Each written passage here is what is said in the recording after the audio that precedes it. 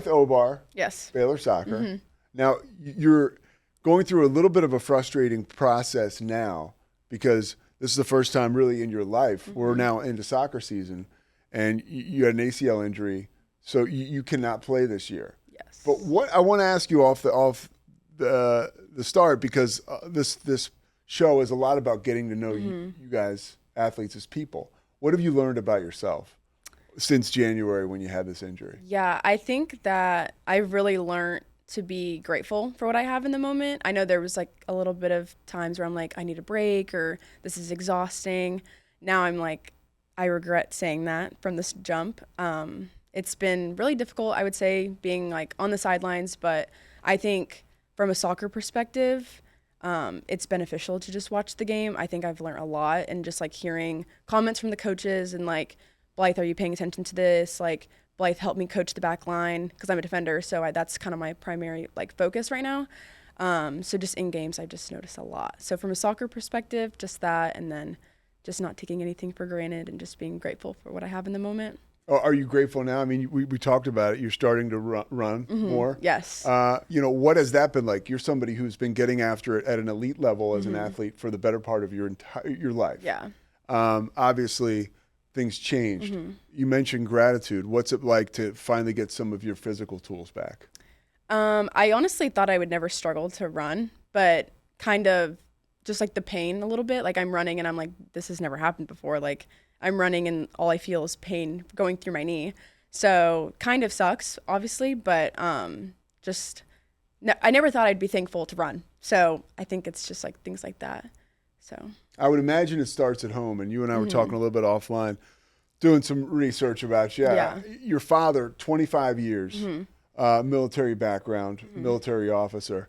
I, being just kind of doing what I do, working in sports, I love reading books about old football coaches, basketball coaches. A lot of these incredible coaches, whether it's Bobby Knight or Bo Schembechler, they have military backgrounds. So you basically, through osmosis or relation to your father, you have a military background. You grew up in a house where I would imagine there was some form of discipline, or you were held to a high standard. How did that contribute to you becoming the athlete and person you are today? Yeah. Obviously growing up with a lot of structure and kind of, my dad really taught us to like never give up, always work hard, and just always try to be the best version of yourself.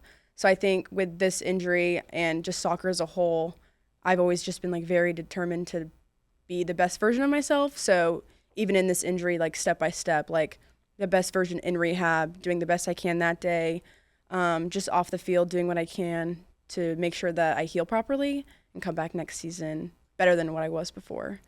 What did your dad say to you when you went down, when you got injured? I would imagine, there are people in your life, your family, someone of that ilk that probably have the right things to say, I would imagine, at times of conflict. Well, I think the day of that it actually happened, I remember texting my parents and I sent a picture of me crying, and I was like, tore my ACL. That was it. Just to my parents in a group chat. And my mom was like, I'm on my way. So, and I'm from Frisco, so it's like an hour and a half, hour and 45. So my mom was down here as quick as she could. And my dad just texted me individually and he was like, you'll be all right. Like, it'll be okay. Just super simple. And he knew I was like going through a rough time. So he didn't want to like, there's kind of like a middle ground of like, saying things that are going to make you feel better without, making you feel worse kind of in the moment. Yeah. So there's a very fine line, especially in that moment. But he was just like, you'll be back. That was it. And I was like, you're right, I will be. So I think, like he was like, you're going to come back better. Obviously I was like, I don't believe you, like that's a lie. And now I'm like, I feel better than what I did in the spring, I guess, like before I tore my ACL. Like I feel just like in everything I do, I'm like, I feel like it's going to be better and better. So. Yeah. You mentioned people in your life saying, hey, this is an opportunity for you to grow. Yeah. What has changed as far as your perspective is concerned about, obviously soccer and academics in school comes first now. Yeah. Or you could tell me that, but obviously I know soccer is one of your top priorities. Yeah. But now you start to think about life after soccer. What have you thought about as far as transitioning after you play pro? What kind of life do you want? That's still something I struggle with. I'm not kind of the type of person that like wants to look into the future too much. Like, I like very in the moment. The future stresses me out, so I try not to. But I think after really getting hurt, I was like, what if I don't play soccer again? Or like, what if like this isn't like where my journey's supposed to lead? Like, what if I don't play pro after college? Because that's like my number one goal is to play after. Because, you know, like I kind of said to you before, like, what's my life going to be without soccer? And I'm like, I can't imagine that. Like, my whole life has been soccer, soccer, soccer. Like, my whole family's big soccer people. So I think I did take a moment for me to be like, okay, like, you need to think about life after college, and without soccer, what is that? So I think I'm still trying to figure that out slowly every day. I found a little bit of things I've enjoyed. Like, I'm starting the sports management program, so I think that that'll be beneficial for me. And I've kind of realized that I do want to work in like a sports field, so, which I think is a lot of athletes that want to do that. So don't be too hard on yourself. This is just me, armchair psychology. No, yeah. The future stresses everybody out. I mean, that's what they talk about. Like, being in the now, being where your feet are, is how you succeed. At least that's what they tell me. Yeah. You know, I'm still working on it. I mean, I guess also finding an identity outside of soccer, I think is a struggle for a lot of athletes. So I think me doing that now, I think throughout this like 6-month process, like that's been something I've been trying to focus on, but is difficult. Is there an athlete or someone who has been, well, it doesn't matter what sport, that has transitioned into professional work or service work that you look at and you say, okay, that's relatable to me. I would like to do that. To be honest, no. Can I say that? Yeah. Okay. Yes, we want you to be honest. And by the way, that's not a bad answer. Okay. That's a real answer. Okay. That's probably the same answer I would have. No, yeah. I mean, I don't really like, I think aside from professional sports, maybe for somebody I would look up to would obviously be my parents, but that's something different. But I mean, I don't really watch soccer that often, which is weird. People were like, "Oh, who's your favorite soccer player?" And I'm like, I don't have one. Like, I just watch soccer. I love watching my team. Like, I love watching us play. So I'm like, my favorite sports team is, you know, Baylor Soccer. So, you know, I guess, but professional wise, like, I don't think I would have like a certain person that I'm like, oh, I really look up to them. And like, so I think it's just my family, I guess. So if you're not watching sports, you're chilling. What are you watching like on TV? Like, what are you streaming? What are you watching on your phone? Like, what's right now in as far as what's in rotation for you? A lot of different things. I mean, I like to rewatch things, so I'll rewatch like just like 3 years things that I watched when I was like younger, like the stupid TV shows that I'm like I'll put on in the background. Give me one. So okay, Modern Family. I actually just finished Modern Family, so I rewatched it. That was my girlfriend. I'll walk in. She's always like, I mean, it's a good show and it's funny. And when I was younger, so I used to watch it with my family every night. We would do like after dinner, we'd go upstairs and we'd watch one episode every night. And I never got the jokes. I'd be like, my parents would be laughing. And I'm like, why are you guys laughing? This is not funny. Did you fake laugh at all sometimes? I just would sit there. Okay. No, I'm not really good at fake laughing. But so I would be like watching it and I would be like, this is not funny. So now I'm rewatching it and I would just have it on in the background, like when I'm doing laundry or something, like just listening to it. And I watched it a lot, like when I got hurt and like, just so I would get bored. So I'm like, okay, I'm going to put on Modern Family. And I'm like, it's hilarious. The best show ever. I get the jokes. I'm like, this is one of the funniest shows I've ever seen. But yeah. Are you calling your parents now? Like, I get it. Yeah. Well, I told my mom. So over the summer I was watching it and my mom would come upstairs and she'd watch it with me in my room. And I told her, I was like, I actually told her the same thing I told you. Like, I didn't get the jokes. I never did. And now I'm like, this is hilarious. I enjoy it. Like, I'm like, I might rewatch it. I have to. Yeah, so, I keep going over and over and watching. Yeah. There's something comforting about that. It is. I think it's more of like I like to know what happens after, but, and like kind of know, and like I can just listen to it and then whatever.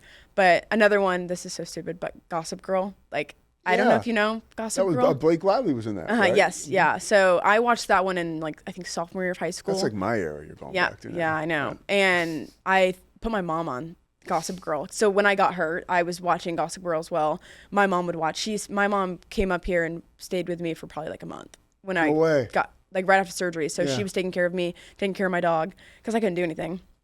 and she would watch Gossip Girl, but I was like on season 5 at this point. So she's already seen the ending. She knows everything that happens. So she went back and watched it from season 1 over the summer, and it was just funny because I would sit down with watch her, and I'm like, I already know what happens, and you don't. Like, what when you're not like, let's say, when you have a day off, what do you end up doing? Like, what is it? Blythe Obar, she's got just chilling all day. Well, one, rehab. I have to go to rehab every day. So that's usually how I start my day off, or at some point. Sorry? What time?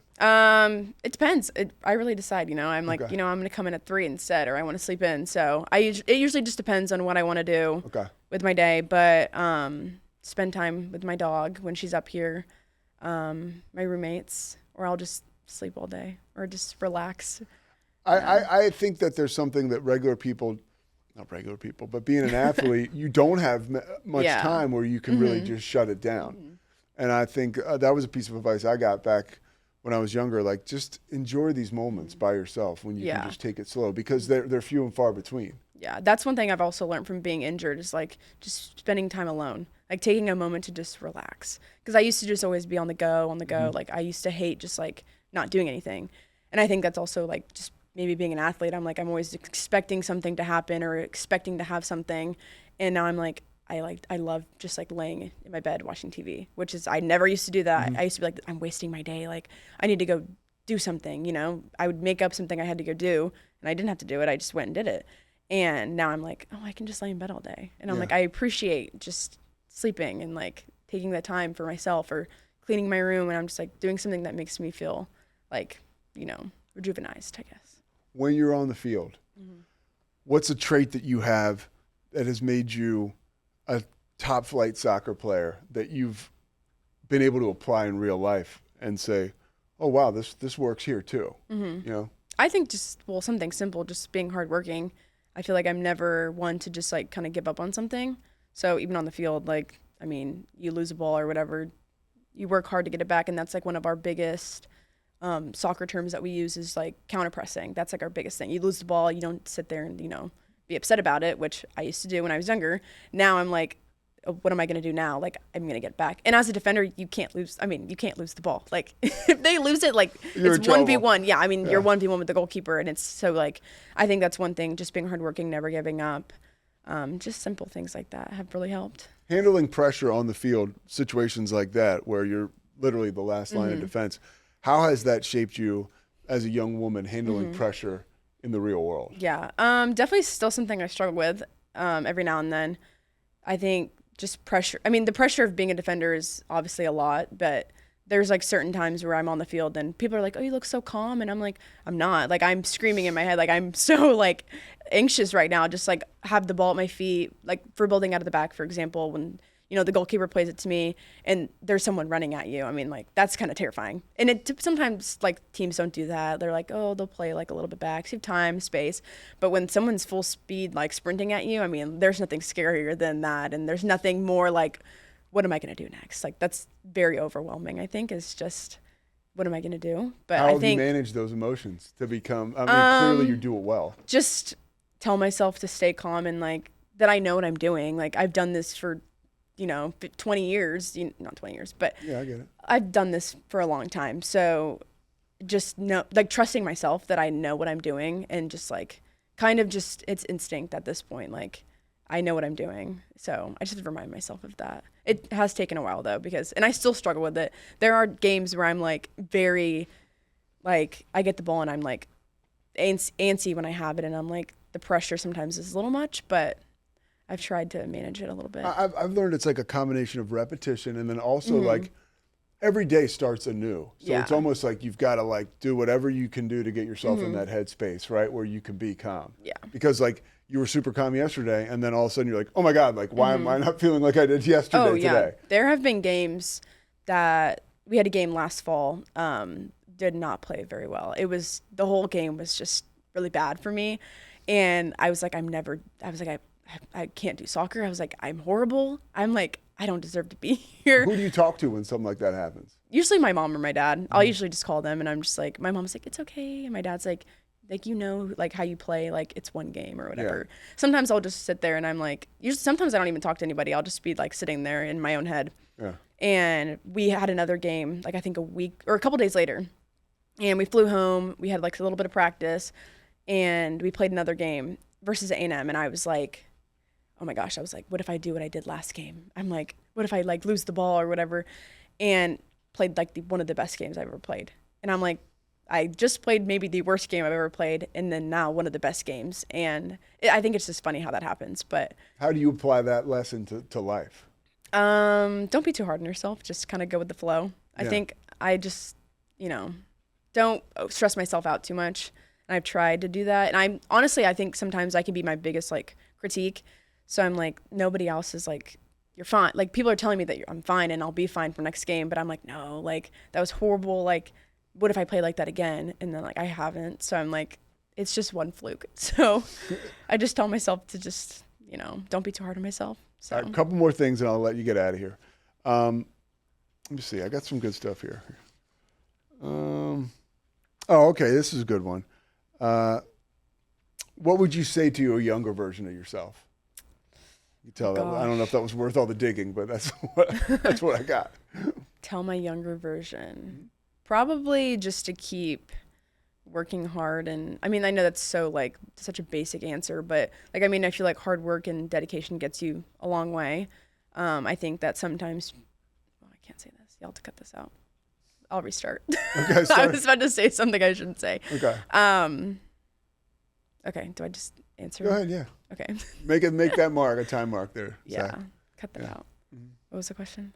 I forgot. What would you say? So if you could go back and talk to yourself, that's actually, by the way, thank you, because I wanted to get me running through the papers out of here anyways. All right. So 3, 2, 1.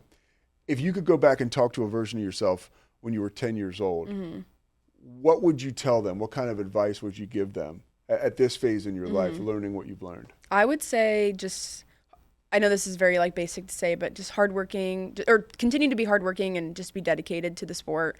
I think sometimes, and also just enjoy the moment. I think that that's something I would forget to do, is just like, it would always be like, what's next? Like, what's next? Like, I would never sit there and just be like, just like relax and like have fun. And my parents would always tell me, just go out there and have fun. Make sure you're playing your best. That was always something they told me before a game. And I'm like, if I didn't play a good game, I would always be so hard on myself. And I'm like, I'm never going to make it anywhere, the normal stuff, whatever. But I think just have fun. I think that's something like I forget to do. And I think a lot of athletes forget to do, is like, I play the sport. I play soccer because I love it and I have fun. And I have all my friends with me. So honestly, I would tell my younger self to just have fun. Like, just, hard work and have fun. Do you use social media at all as a tool to build your brand or to look forward into the future and say, how can I monetize, what I'm doing now as far as going forward into the future? Kind of. I mean, I don't really like use social media. I mean, like obviously like Snapchat, Instagram, TikTok, the basic, but I'm not like I guess if what you're asking, I don't post like stuff trying to like sell myself, I guess, if that makes sense. Yeah, totally. Like, I don't know. I think that's what you're asking. That was what I was asking. What's the best part about being on a team? Probably just like the people. I mean, the culture. I think our culture is very like, it's just great. Like, I think that we have a great team. Everybody's best friends. Like, I don't think there's one person on the team that I'm like, oh, I don't like you. You know what I mean? Like, I think I'm very close with everybody. And I also think that just also comes with being older. Like, I'm also a very social person and I love having friends. So my first thing is like the freshmen come in and I'm like, hey guys, like I think I'm a nice person. So I try to be very outgoing and just like very sociable with all of them and like just be inclusive. But I think as a team, our culture, I love it. And I just think everybody's so close. And I think that that's very important because I've seen teams play and they're, screaming at each other on the field. And I'm like, that's just not us, so. You use that culture, right? As a launching pad into life. That's what you're going to do. Where is Blythe Obar 20 years from now? What are you up to? What are you doing? Goodness. Well, of course we know it's going to be something positive. Yeah. What's happening? Hopefully I mean, 20 years from now, I hope that I'm not still playing. That's my body would probably break, but probably just, doing doing something I love. I don't know what that's going to be. Hopefully in like a happy marriage, have kids at that point. Putting them into sports, I think it's important. I think sports, I think, is just an important thing for kids. I mean, I obviously am social and like I do have friends outside of soccer, but I think soccer you just grow in your sport, and I think that helps you become the person you are, leads you to be very disciplined. And I think, obviously military dad, I was very disciplined to begin with, but sports, no, it really it helps. It does help. I think everybody that could say the same thing. Like I think that it creates structure. I don't know. There's a lot of lessons you learn from being on a team, especially being a part of major college sports or smaller college sports, whatever, that you can take into life. All right, so we're going to stay in the present now because that's where you like it. And I'm gonna let you go. Anything else you want people to know about you, or any message you would tell, young athletes that want to, because you're an elite performer. You're part of like the 1% of the country that is playing big time college athletics. What would you tell people? I mean, same thing I'd tell myself 10 years ago. I mean, one, continue to work hard, do the best you can, and obviously don't be too hard on yourself. I think that can sometimes destroy people, and I think it can, I think a lot of people, their biggest haters themselves. So I think just kind of maybe don't do that in the most, basic way, but to say that, and then obviously have fun. I think that's so important. And like I said, you played the sport for a reason. You love the sport. So just continue to have fun and love what you do. All right, this was fun. Appreciate it, Thank Blythe. you for having me. Yeah, you got it.